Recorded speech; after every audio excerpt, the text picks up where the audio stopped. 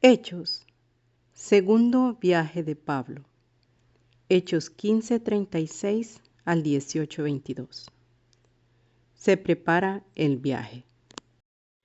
Pablo le sugiere a Bernabé un nuevo viaje cuyo propósito inicial no es llevar el evangelio a nuevos lugares, sino sencillamente visitar las iglesias que han dejado establecidas en diversas ciudades durante el viaje anterior. Bernabé concuerda, pero insiste en que deben llevar con ellos a su joven pariente Juan Marcos, quien les abandonó casi al comienzo del primer viaje. Pablo se niega y a la postre los dos antiguos compañeros se separan. Bernabé toma consigo a Marcos y juntos parten para Chipre, que, como hemos visto, era la tierra natal de Bernabé. Había otros motivos de desacuerdo entre Bernabé y Pablo, como este último indica en Gálatas 2:13. Más tarde, en sus epístolas, Pablo hablaría bien de Bernabé, o al menos reconocería su ministerio. Colosenses 9:6, Colosenses 4:10. En cuanto a Marcos, de algún modo que desconocemos, se reconcilió con Pablo y vino a ser su acompañante. Véase Colosenses 4:10 y Filemón 24. Empero, en el libro mismo de Hechos no se nos dice más acerca de la misión de Bernabé y Marcos a Chipre o del estado de las iglesias en esa isla. Por su parte, Pablo toma consigo a Silas o Silvano, quien había venido a Antioquía junto a Judas Barsabás para llevar la carta de la iglesia de Jerusalén, pero decidió permanecer en Antioquía cuando Judas regresó a Jerusalén. Timoteo se une a los misioneros. Como en otras ocasiones, Lucas abrevia o hasta salta lo que debió tomar por lo menos varias semanas de viaje, pues nos dice sencillamente que Pablo llegó a Derbe y a Listra, pero la ruta que ahora sigue es distinta de la anterior, posiblemente porque no tiene necesidad o deseo de ir a Chipre. Luego, en lugar de ir por mar a Chipre y luego a Perge, va por tierra, pasando por la región de Cilicia, de donde era oriundo, pues Tarso estaba en Cilicia, para entrar por tierra en lo que hoy es Turquía. Esto lo lleva a Derbe y a Listra, antes que a Iconio y al interior de la península de Anatolia. Listra era la ciudad donde antes los habitantes tomaron a Bernabé y Pablo por dioses, lo cual llevó a una gran confusión y a la postre a la mala voluntad de buena parte de la población. Pero allí también habían dejado discípulos, y ahora Pablo encuentra allí a Timoteo, quien será uno de sus más fieles compañeros.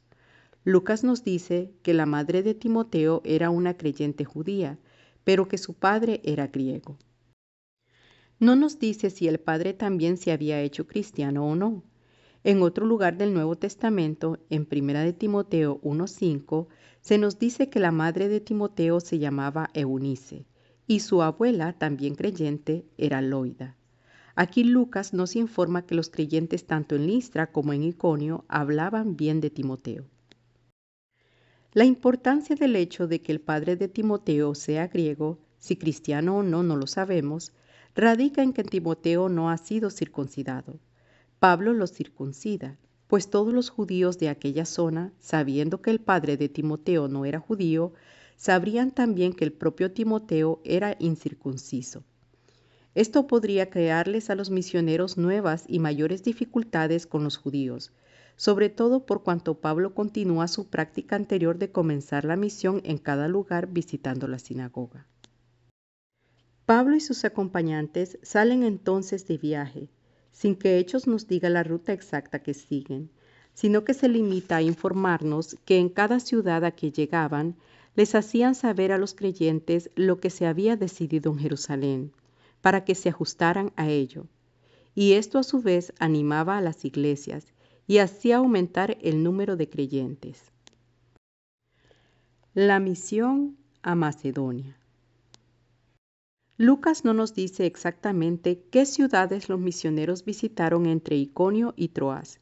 Nos dice que pasaron Frigia y la provincia de Galacia, y que les fue prohibido por el Espíritu Santo hablar la palabra en Asia. 16:6. Posiblemente esto se refiere a lo mismo a que Pablo alude en Gálatas 4, 13 al 14, donde dice que fue una enfermedad lo que le hizo pasar por Galacia. Llegan así a la región de Misia, donde al parecer tampoco predican. Su propósito es ir hacia el norte, a la región de Bitinia, en la costa norte de lo que hoy es Turquía, es decir, sobre el Mar Negro.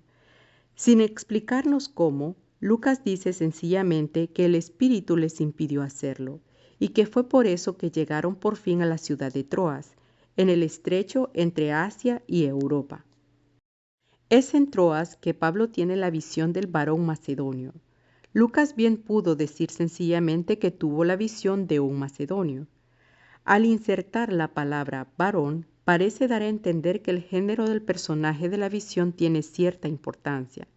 Sobre esto volveremos más adelante. En base a esa visión, Pablo decide partir para Macedonia, al otro lado del estrecho y por tanto en Europa. Es aquí que aparece el nosotros, a que nos hemos referido en la introducción, pues Lucas dice, enseguida procuramos partir, 16:10, lo cual parece indicar que el autor era parte del grupo. Pero hasta ahora ha hablado en tercera persona, refiriéndose a Pablo y sus acompañantes como ellos. En 16:9, por ejemplo, dice, descendieron a Troas. ¿Dónde y cómo se les unió este personaje, aparentemente el autor del libro, que ahora se refiere al grupo todo como nosotros? ¿Estaría ya en Troas? Si no, ¿por qué Lucas no le incluye antes? Es imposible saberlo, pues el texto no lo aclara. Naturalmente, este viaje hay que hacerlo por barco. En ese tiempo, los marinos temían navegar fuera de vista de la tierra. Por ello, tampoco navegaban de noche, pues la cercanía de la costa haría peligrar sus embarcaciones. Luego, navegaban desde la madrugada hasta el anochecer, cuando se cobijaban en alguna bahía. Esto es lo que hacen nuestros viajeros. El primer día van hasta Samotracia, luego hasta Neápolis y por fin llegan a Filipo.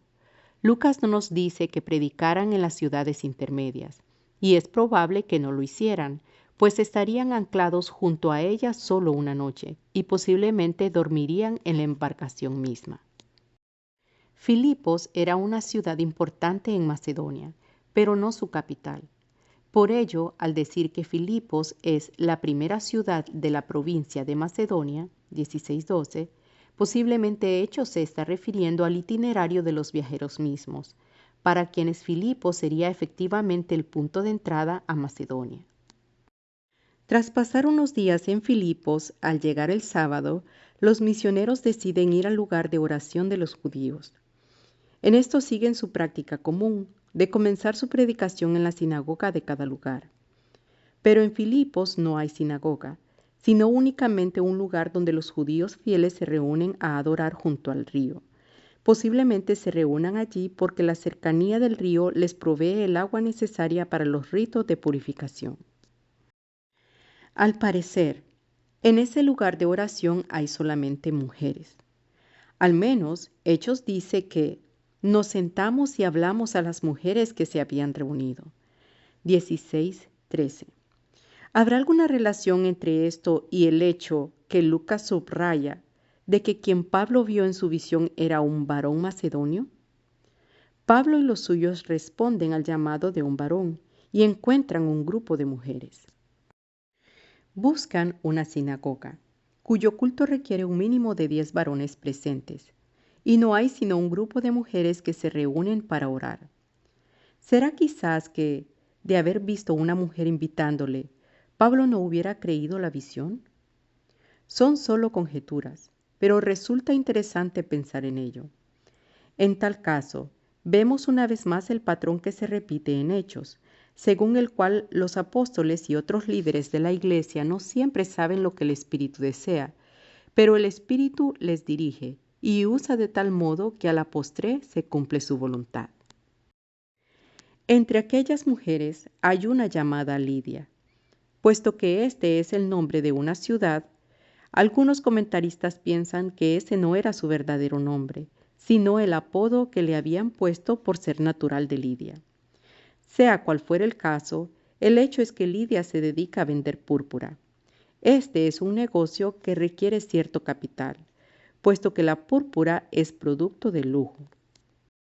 Se trata de una tinta que se extrae de ciertos moluscos pequeñísimos, de tal modo que se requiere gran número de ellos para producir una pequeñísima cantidad de púrpura.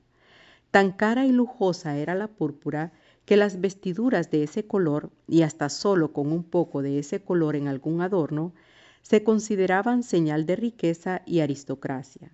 Luego, Lidia no es una mujer pobre, sino pudiente. Lidia invita a los misioneros a hospedarse en su casa. Dado el carácter de su negocio, debemos imaginar que se trata de una residencia amplia, posiblemente con varios edificios en los que se hospedan los sirvientes y empleados de la dueña, aunque por lo general Pablo prefiere no aceptar tales invitaciones. En este caso, la acepta. Posiblemente hecho se refiere a la insistencia de Lidia al decir que nos obligó a quedarnos. 16:15. La muchacha adivina. Un día en que el grupo de misioneros va camino al lugar de oración, se encuentran con una joven que tiene espíritu de adivinación.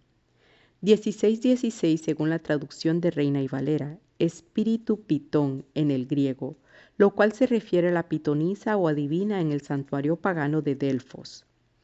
La joven es esclava y sus amos usan sus dotes de adivina como negocio.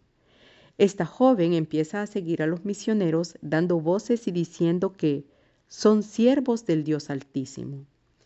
Ellos os anuncian el camino de salvación. 16:18.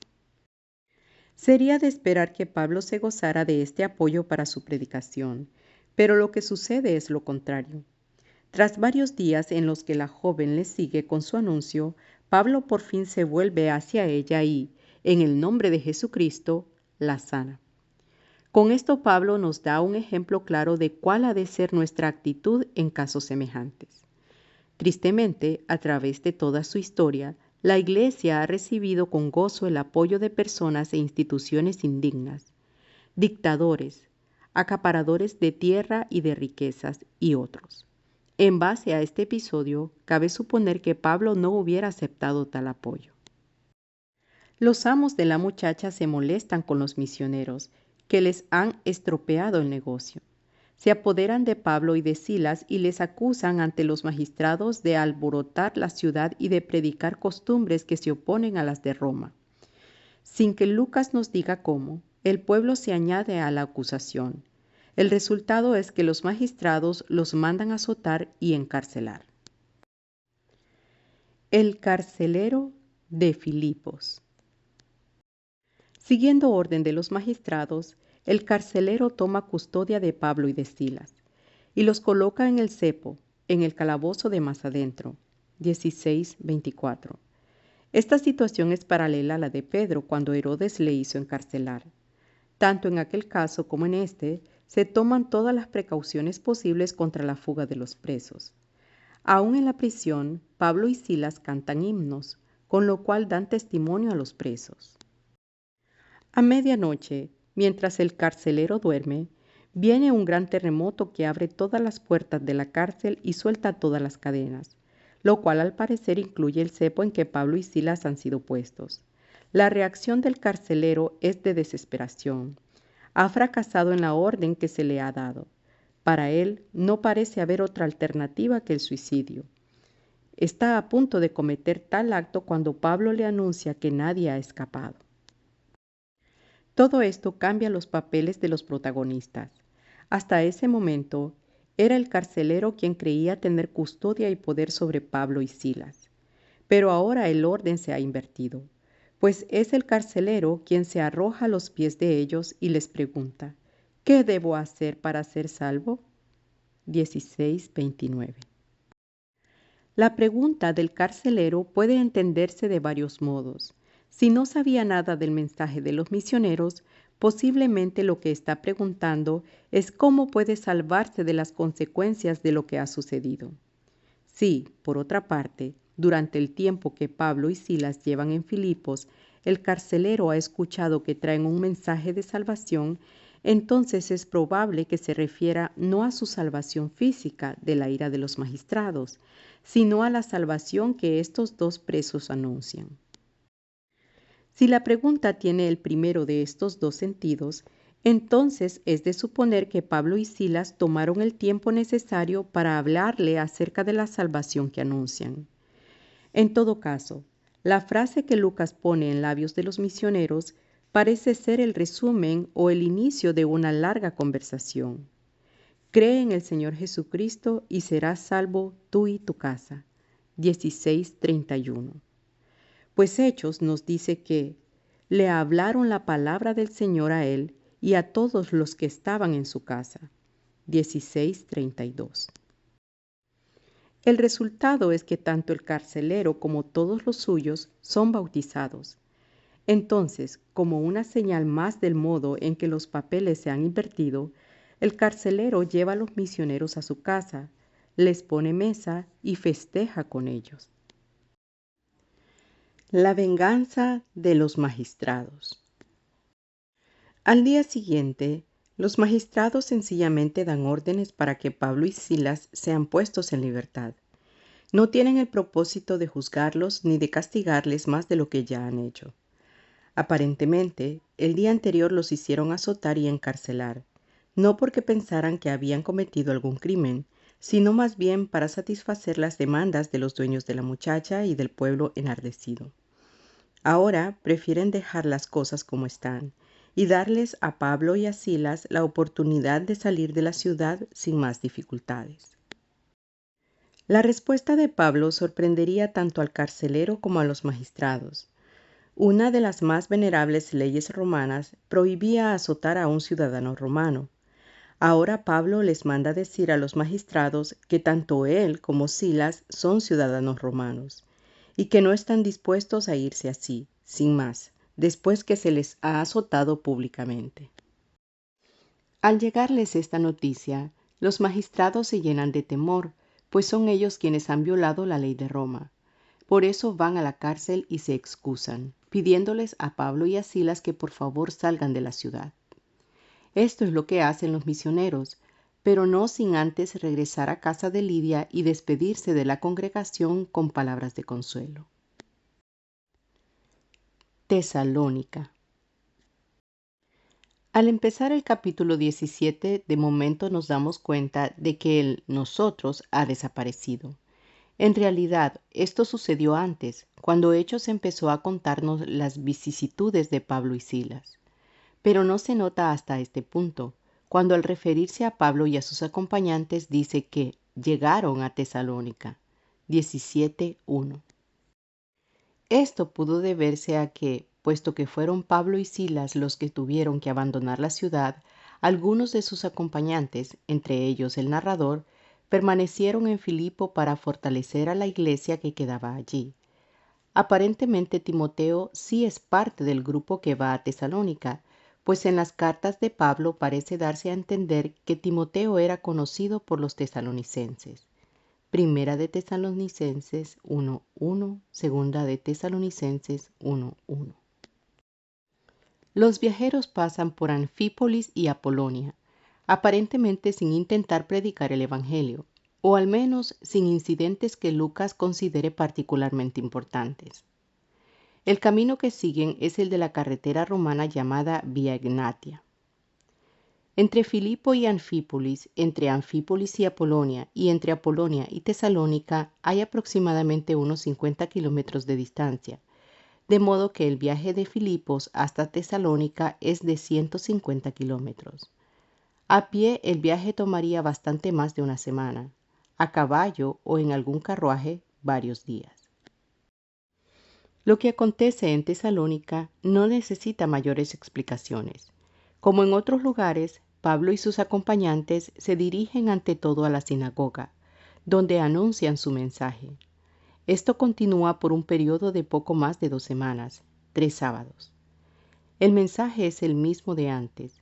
Jesús, el crucificado y resucitado, es también el Mesías, el Cristo. Como en otros lugares, algunos de quienes les escuchan creen y se unen a los misioneros. Entre ellos hay gran número de griegos piadosos y mujeres nobles no pocas. 17:4. Estos griegos piadosos son los mismos temerosos de Dios a quienes hemos encontrado repetidamente. Respecto a las mujeres nobles, Lucas no nos da más explicación. Quizás se contaban entre los temerosos de Dios que se convirtieron. En todo caso, el atractivo del mensaje cristiano para los temerosos de Dios se comprende al ver que para ellos ese mensaje implicaba que podían hacerse herederos de las promesas hechas a Israel sin tener que circuncidarse o que seguir todos los preceptos de la ley.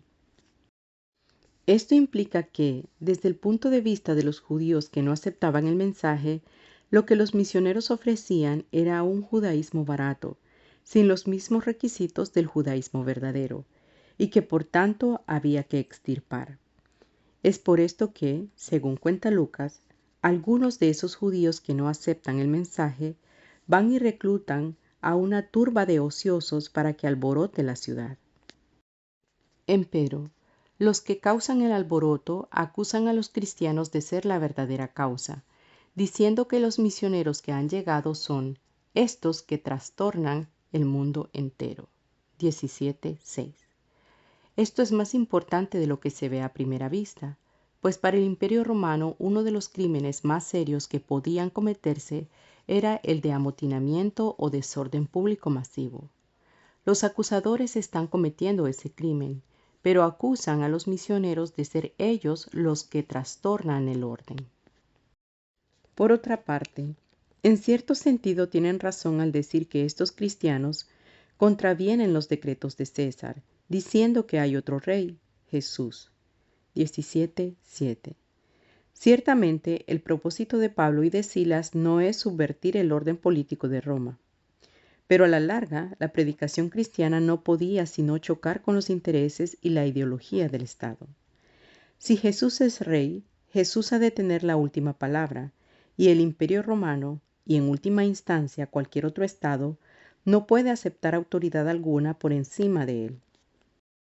Esta fue la causa por la cual, poco tiempo después de los acontecimientos que Hechos narra, se desató la persecución contra los cristianos por parte del imperio. El emperador decía ser Dios, los cristianos decían que hay un solo Dios, y se negaban a adorar la estatua del emperador. Ante tal obstinación, las autoridades imperiales se veían obligadas a condenar y perseguir a los cristianos. Todo esto no sucedería sino algún tiempo después. Pero en este episodio vemos que los paganos se van percatando de la incompatibilidad entre la fe cristiana y el absolutismo imperial. Los amotinados no encuentran a Pablo y a Silas, y se consuelan con traer ante las autoridades a Jasón y algunos hermanos. 17:6. No se sabe quién puede haber sido este Jasón. Aparentemente era en su casa que Pablo y Silas se hospedaban, o que los creyentes se reunían, pues es hacia ella que primero se dirige la turba. Quizá Lucas no dice más acerca de él porque Jasón es conocido por sus lectores, pero es imposible saberlo. Berea. Puesto que sus vidas peligraban en Tesalónica, los hermanos enviaron de noche a Pablo y a Silas hasta Berea. 17:10. Esta era una pequeña ciudad apartada de los caminos más transitados, y aparentemente los creyentes enviaron allá a los misioneros, bien porque tenían contactos en Berea, o bien porque pensaban que sus enemigos les seguirían por la vía Egnatia o por cualquiera de los caminos más conocidos. Berea no está cerca de Tesalónica, sino a unos 80 kilómetros de distancia. Por tanto, el viaje tomaría varios días. Sin dejarse arredrar por lo acontecido en Tesalónica y en tantos otros lugares, una vez más los misioneros se acercan inmediatamente a la sinagoga. Lucas nos dice que los miembros de esta sinagoga eran más nobles que los de Tesalónica. Lo que el texto en griego dice literalmente es que eran mejor nacidos, lo cual en cierto contexto puede indicar nobleza de sangre, pero en otro se refiere a la nobleza de espíritu. Es de suponerse que es a esto que Lucas se refiere, es decir, que los judíos de Berea eran más comprensivos que los de Tesalónica y menos dados a usar de medios tales como una turba amotinada. Aparentemente, el mensaje de los misioneros es bien recibido, pues Lucas no dice una palabra sobre oposición alguna por parte de los miembros de la sinagoga. Al contrario, dice que recibieron la palabra con toda solicitud. 17:11, y que se dedicaron a estudiar las Escrituras diariamente para confirmar lo que Pablo y Silas les decían. Como resultado de ese estudio, muchos de ellos creyeron y de los griegos, mujeres distinguidas y no pocos hombres. 17:12. Una vez más, es imposible saber por qué Lucas subraya lo de las mujeres distinguidas. Quizá esto se deba a que en la sociedad grecorromana las mujeres nobles tenían más independencia que las de clases más bajas. Luego, podían tomar respecto a su religión decisiones que para otras mujeres se hacían difíciles. Empero, por fin llega la voz a Tesalónica de lo que está ocurriendo en Berea. Los mismos judíos que en Tesalónica crearon el alboroto se ocupan de que algo semejante suceda en Berea. En consecuencia, una vez más los misioneros se ven obligados a seguir su camino. Los versículos que siguen presentan uno de los pocos casos en que Lucas nos da detalles acerca de qué rumbo tomó cada uno de los miembros del grupo. Los creyentes hacen sacar a Pablo en dirección al mar. 17:14. Silas y Timoteo permanecen en Berea, quizá porque el motín iba dirigido específicamente contra Pablo. Los que tienen a cargo la salida de Pablo lo llevan hasta Atenas, donde Pablo ha de esperar la llegada de Silas y de Timoteo. El hecho de que Pablo tuviese la compañía de un grupo de hermanos hasta llegar a Atenas ha hecho a algunos dudar que haya ido por mar, pues tal escolta sería necesaria solamente en caso de viajar por tierra. Pero Lucas no dice una palabra acerca de las ciudades que habrían de pasar yendo por tierra desde Berea hasta Atenas. Por ello, lo más probable es pensar que cuando Lucas dice que salió en dirección al mar, está indicando que Pablo y los hermanos de Berea fueron hasta Atenas por mar. Atenas. Pablo está en Atenas, no inmediatamente con el propósito de predicar el Evangelio, sino sencillamente esperando la llegada de Silas y Timoteo. En el entretanto, no puede sino ver el gran número de templos y de dioses que hay en Atenas. Hasta el día de hoy, las ruinas de algunos de los templos de Atenas asombran a quienes los visitan. Bien podemos imaginarnos a Pablo mirando hacia la altura de la Acrópolis, la ciudad alta donde se había fundado Atenas, y viendo brillar allí el Partenón, es decir, el gran templo de la diosa Atenas. Junto a él había varios otros templos. Más abajo de la ciudad, posiblemente más impresionante todavía que el Partenón, se encontraba el gran templo de Zeus, del cual hoy solo queda en pie unas pocas columnas, pero cada una de ellas basta para despertar la admiración de quien las ve. En los tiempos de Pablo, además de esos grandes templos, había muchísimos otros, algunos de ellos meros templos familiares, construidos en memoria de algún gran acontecimiento en la vida de una familia, o en memoria de los ancestros y su relación con los dioses, y otros construidos para agradecerles alguna victoria a los dioses. Para hacer todo esto todavía más sorprendente, la propia ciudad de Atenas había perdido mucha de su antigua gloria y riqueza, de modo que buena parte de lo que quedaba de su antiguo esplendor era precisamente esa multitud de templos. Pablo, como buen judío y cristiano, se molesta ante tanta idolatría. Por ello, además de discutir en la sinagoga con los judíos, discute en la plaza cada día con cualquiera que se presente. Esta plaza parece ser la famosa Ágora de Atenas, donde muchos de los sabios más distinguidos de la antigüedad habían propuesto y discutido sus opiniones. Atenas fue siempre famosa por sus grandes filósofos. Luego, Pablo está discutiendo su fe en el centro mismo de la actividad filosófica de la antigüedad. Es por eso que algunos filósofos discuten con él. Lucas nos dice que estos filósofos eran de los epicúreos y de los estoicos. 17-18. Estas eran entonces las dos grandes escuelas filosóficas que se disputaban la supremacía.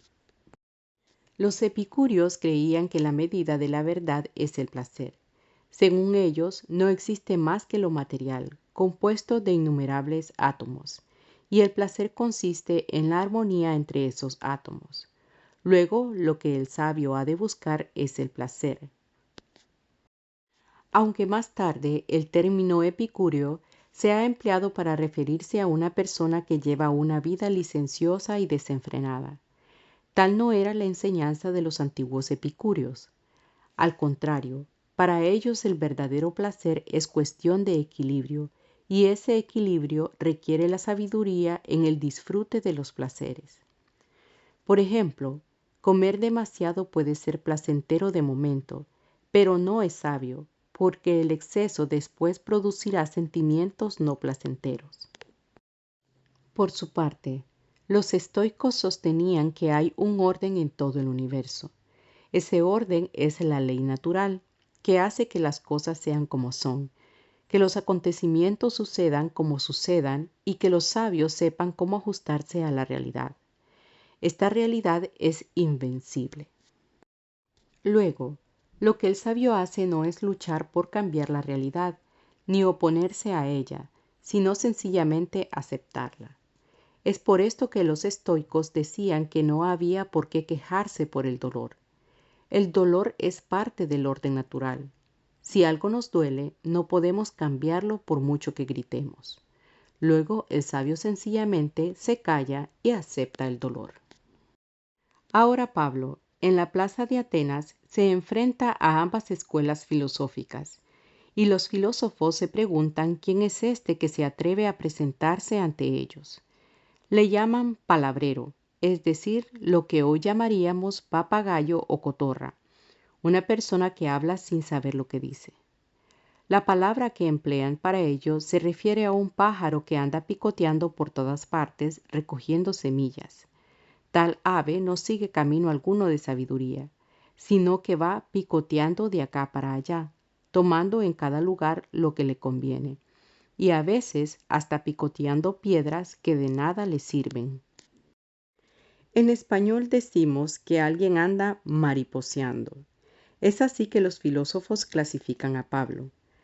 Ha recogido pedacitos de sabiduría de aquí y de allá, pero junto a esa sabiduría hay mucha necedad. Y el propio Pablo no distingue entre lo uno y lo otro, ni sigue el camino de ninguna de las escuelas establecidas. Además, oyéndole predicar, piensan que su doctrina consiste en anunciar nuevos dioses, Jesús y la resurrección. 17-18.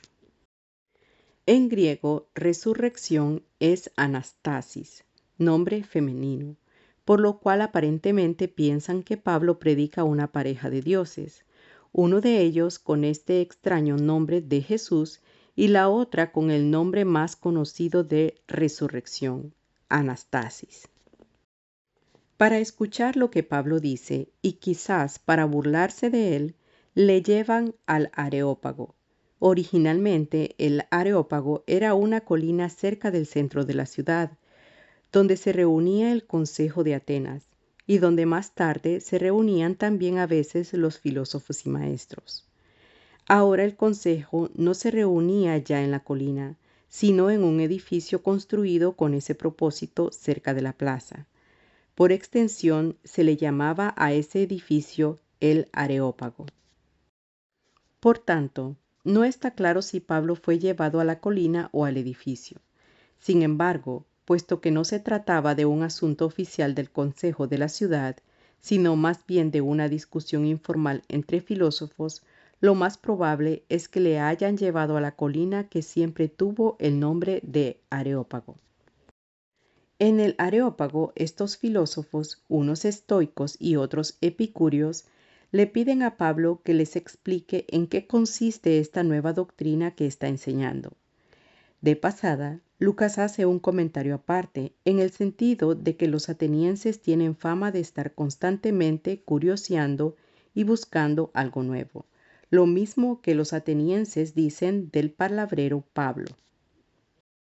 Viene entonces el discurso de Pablo en el Areópago, que ha sido objeto de mucho estudio y discusión por parte de los cristianos, quienes buscan en él indicios del modo en que Pablo entendía la relación entre su fe y la filosofía de la época. Como era entonces costumbre, y lo es todavía, Pablo empieza su discurso con unas palabras de encomio hacia su audiencia. Les dice que piensa que son muy religiosos, y que la razón por la cual piensa esto es que, deambulando por la ciudad y sus templos, se ha topado con una inscripción dedicada al Dios no conocido. Tomando esa inscripción como punto de partida, les dice a sus oyentes que el Dios a quien él viene a anunciarles es precisamente este Dios desconocido, a quien ellos ya rinden honor aunque no lo conozcan. Pero entonces Pablo le da un giro particular a su discurso. Probablemente el propósito de la inscripción en cuestión no era adorar al Dios Supremo, sino más bien asegurarse de que, si entre tantos dioses que se adoraban en Atenas, alguno había quedado olvidado, a ese se le rendiría también culto.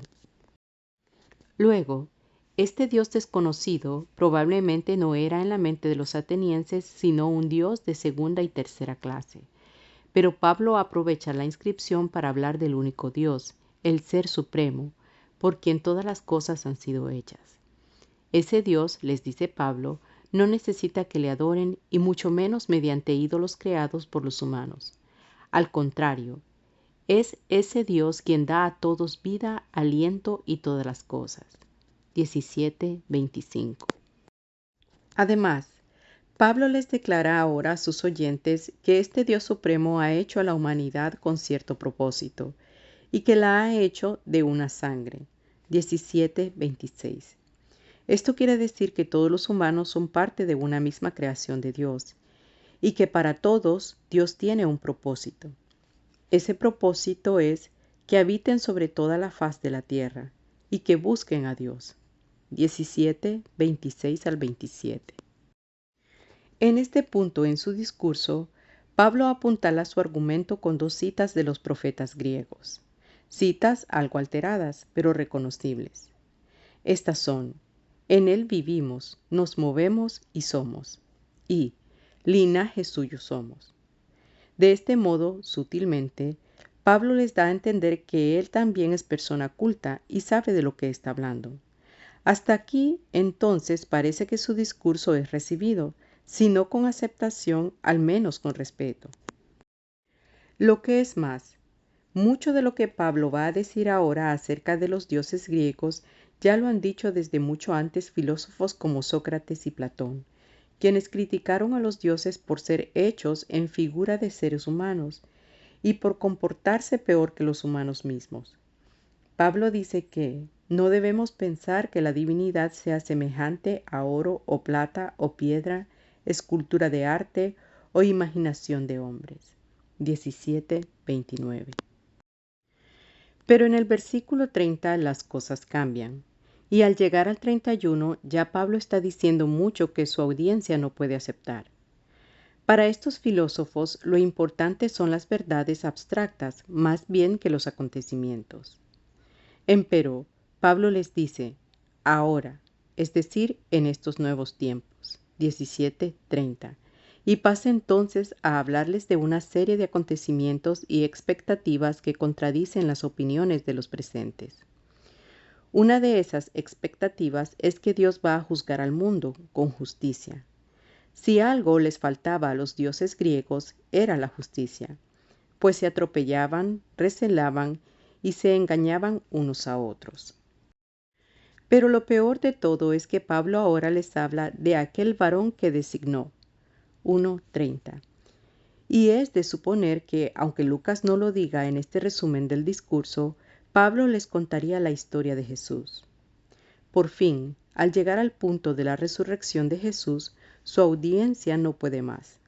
La filosofía griega se caracterizaba por su desprecio del cuerpo, y cuando hablaba de una vida tras la muerte, se refería únicamente a la inmortalidad del alma. Pero ahora Pablo les habla de la resurrección. Por eso nos dice Lucas que cuando oyeron lo de la resurrección de los muertos, unos se burlaban y otros decían: ya te oiremos acerca de esto otra vez. Es decir, déjalo para otro día. Al final del discurso, nos percatamos de dos cosas. Primera, que después de empezar diciéndoles a los atenienses que les va a hablar del que ellos consideran el Dios desconocido, Pablo hace un giro y termina hablándoles de cómo el Dios supremo, muy por encima de cualquier supuesto Dios desconocido, se ha revelado. Segunda, que Pablo hace lo posible por ganarse la buena voluntad de su audiencia para que le escuchen, pero no está dispuesto a presentar un mensaje distorsionado o trunco sencillamente para que lo acepten. La medida última de la buena predicación no es la popularidad, sino la verdad. A pesar de que su audiencia se burla de Pablo, nos dice Hechos, algunos de los que se habían juntado creyeron. 17:34. Lucas menciona específicamente a dos de ellos, Dionisio, el Areopagita, lo cual parece indicar que era miembro del consejo que se reunía en el Areópago, y Damaris. Aunque Hechos no dice nada más acerca de ellos, hay antiguas tradiciones que dicen, algunas, que Dionisio y Damaris eran marido y mujer, y otras que Dionisio fue el primer obispo de Atenas. Y hasta el día de hoy la catedral ortodoxa de Atenas es la Catedral de San Dionisio. Siglos más tarde, alguien escribió varias obras místicas pretendiendo ser Dionisio. Puesto que Dionisio había sido discípulo directo de Pablo, estos escritos tuvieron gran influencia durante toda la Edad Media, hasta que, precisamente a fines de esa época, se descubrió que su autor no fue en realidad Dionisio el Areopagita. Corinto. Por alguna razón que Lucas no explica, Pablo decide no seguir esperando por Silas y Timoteo en Atenas, sino que va a Corinto. Corinto era un puerto de mar famoso por la vida licenciosa y desordenada. Tanto era así que en el lenguaje popular, corintiar era precisamente dedicarse al vicio y la lujuria, algo que esto se ve también en las 2 epístolas de Pablo a los Corintios. Véase sobre ellas el volumen correspondiente en esta serie. En Corinto, Pablo conoce a una pareja que va a ser importante en todo su ministerio. Se trata de 2 judíos, Aquila y Priscila. En sus epístolas, Pablo se refiere no a Priscila, sino a Prisca. Su verdadero nombre era Prisca, y Priscila es un diminutivo cariñoso como Rosita para Rosa. Aparentemente, Lucas siente más familiaridad y confianza con ella, y por tanto le da el nombre de más cariño, mientras Pablo le da el de más respeto. El dato de Hechos, que Claudio había mandado a todos los judíos salieran de Roma, 18:2, lo confirma un historiador romano. Lo que este historiador dice es que entre los judíos de Roma se creó un disturbio tal que el emperador Claudio los mandó a todos a salir de la ciudad. Dice además que la razón del disturbio fue cierto Cresto. Muchos estudiosos piensan que se trata en realidad de Cristo, y que lo que sucedió en Roma fue algo parecido a lo que hemos visto repetidamente en el libro de Hechos. Llegaron unos predicadores cristianos, quienes convencieron a algunos judíos, pero otros se enardecieron contra ellos. Si tal es el caso, es índice de que ya para esta fecha, bastante antes de la visita de Pablo y probablemente también antes de cualquier visita por parte de Pedro, había ya un fuerte núcleo cristiano en Roma. Por los historiadores romanos sabemos que la expulsión de los judíos tuvo lugar en el año 49. Luego, Priscila y Aquila deben haber llegado a Corinto hacia fines del 49 o durante el 50. Poco después llegó Pablo. Lucas no menciona la conversión de Priscila y Aquila. Por tanto, es de suponerse que eran cristianos antes de la llegada de Pablo y que cuando surgió el disturbio en Roma, Ellos se contaban entre los judíos cristianos y no entre los otros. Además de todo esto, Aquila tenía otra cosa en común con Pablo. Los dos eran fabricantes de tiendas. Aunque los eruditos discuten exactamente qué era ese oficio, de lo que no cabe duda es que Pablo buscaba mantenerse a sí mismo y a sus acompañantes mediante su trabajo. Es por eso que por lo general le vemos predicando los sábados, y no todo el tiempo. Dado su oficio común, era lógico que Pablo se hospedase en casa de Aquila, donde surgió una amistad que continuaría por largos años. Es en Corinto que Silas y Timoteo por fin alcanzaron a Pablo. Dice Hechos que en ese entonces Pablo estaba entregado por entero a la predicación de la palabra. Esto parece dar a entender que no estaba trabajando en su oficio de hacer tiendas. Algunos han sugerido que, viendo el impacto que Pablo hacía predicando la palabra, Aquila y Priscila decidieron sostenerle económicamente para que pudiera dedicarse de lleno a esa obra. En Corinto sucede una vez más lo que hemos visto en tantos otros lugares. Surge fuerte oposición en la sinagoga. Pero en este caso, en lugar de salir de la ciudad, Pablo sencillamente se sacude el polvo de sus vestiduras en señal de rechazo y declara que desde ahora me iré a los gentiles. 18:6. Si recordamos que ya en su primer viaje, en Antioquía de Pisidia, Pablo había hecho una resolución semejante, comprenderemos que no se trata de que Pablo se va a desentender de los judíos, sino más bien de que se convence cada vez más de que su tarea es llevarles el Evangelio a los gentiles.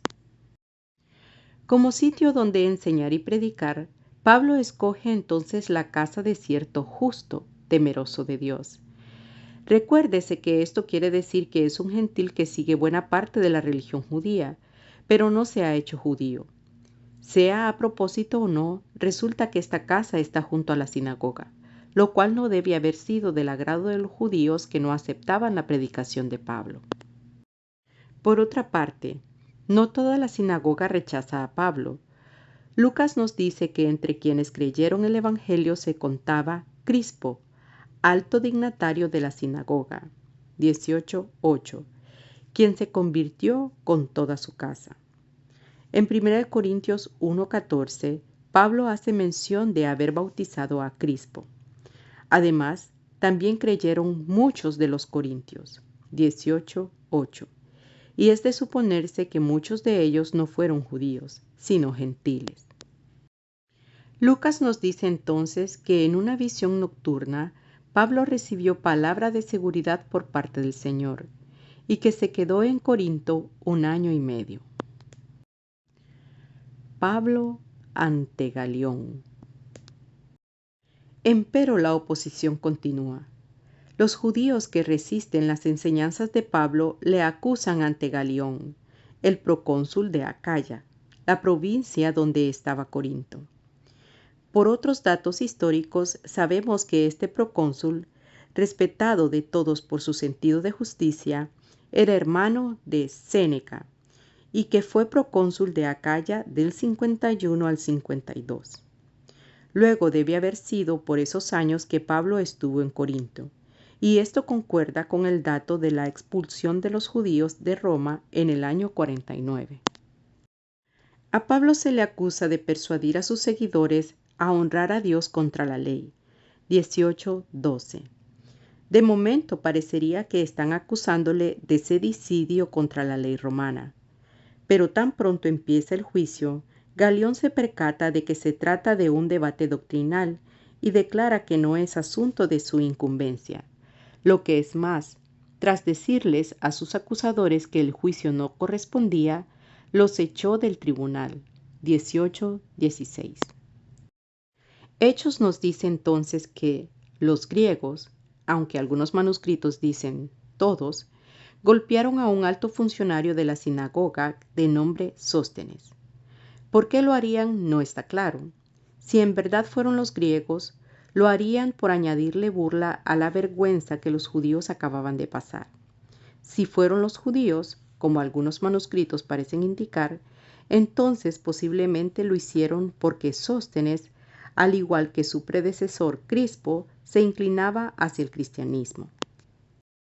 Una razón para suponer esto es que más tarde Pablo, al escribirles a los corintios, les dice que Sóstenes está con él en Éfeso y junto a él les escribe a los corintios.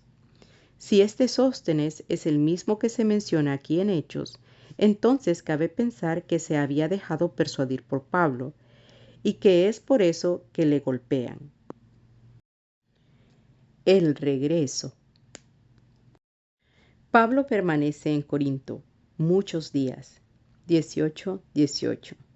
Si estos días son además del año y medio que se menciona en 18:11, o si son parte de ese año y medio, no está claro.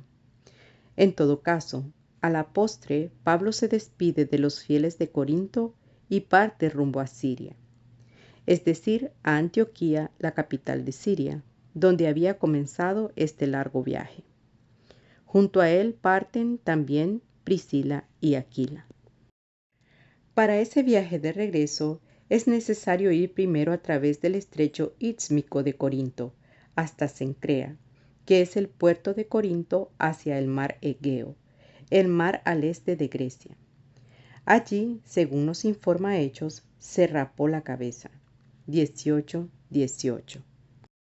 El texto griego puede entenderse en el sentido de que fue Pablo quien se rapó, o también en el sentido de que fue Aquila. Tampoco está claro en qué consistía el voto de quien se rapó, probablemente Pablo. En todo caso, el gesto mismo muestra que los judíos cristianos, Aquila y Pablo entre ellos, continuaban observando los votos y muchas de las costumbres judías. De Cencrea, el grupo navega hasta Efeso, ciudad que se encuentra también sobre el Egeo, pero en la costa opuesta. En Efeso, Pablo comienza a dialogar con los judíos, y aparentemente su mensaje es bien recibido, pues le piden que se quede por más tiempo. Pero Pablo quiere llegar a Jerusalén para la fiesta que viene. ¿Cuál fiesta? No se sabe, y por ello se despide de ellos y zarpa para continuar el viaje. En Efeso permanecen Priscila y Aquila, como se dice en 18:19 y se verá más adelante.